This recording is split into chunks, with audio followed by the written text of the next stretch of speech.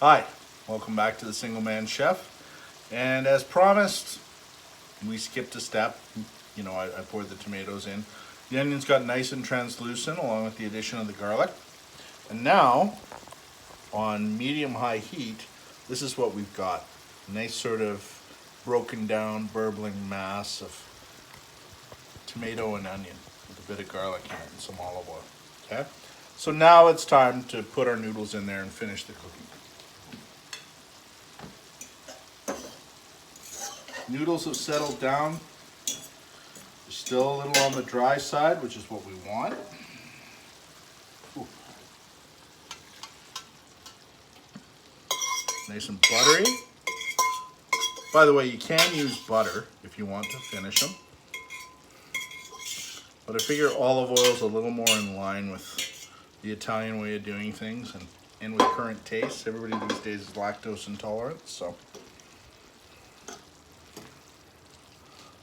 now we got this here, and instead of scraping up this nice pan, I'm going to use my tool here and I'm going to mix this together.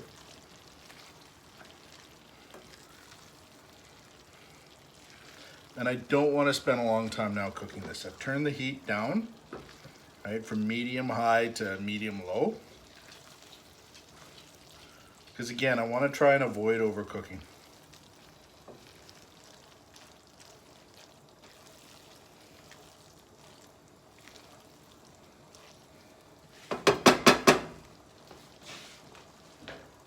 Couple more things to introduce. Like I said before, the more flavor you can introduce to a recipe, the better. So my little girl's a fan of olives, so am I. So I'm going to pop some olives in there.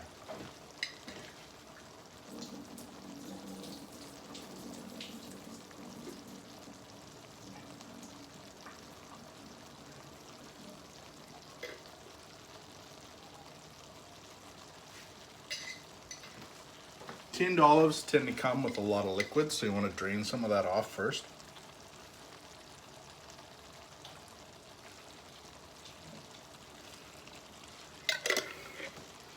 That's nice. Now, we're going to cut to the chase, pop in a little bit of store-bought sauce. It can be pretty much whatever. They're all kind of the same. You want something that complements the ingredients you're using. All right, you don't want something far out. If you're doing a vegetarian pasta, you don't want a bolognese to go with it, right? So me, I just got a basic tomato and basil. I tried to score some fresh basil for this today, but local ingredients, I couldn't do it. Now you don't want to drain or drown your noodles in sauce. Okay, remember, like,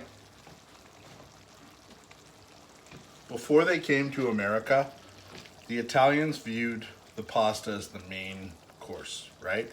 The sauce was an accent.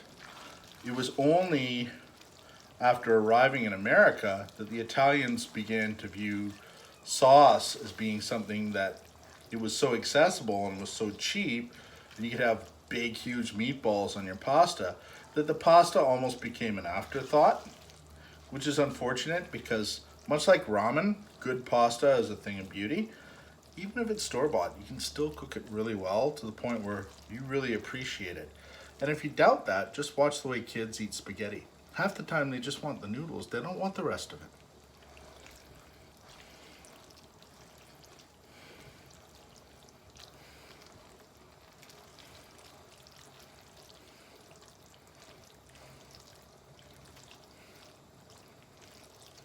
And that's basically it.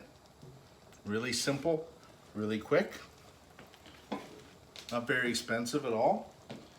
And if you want to dump some protein in there, or your guests really like cheese, who doesn't, right?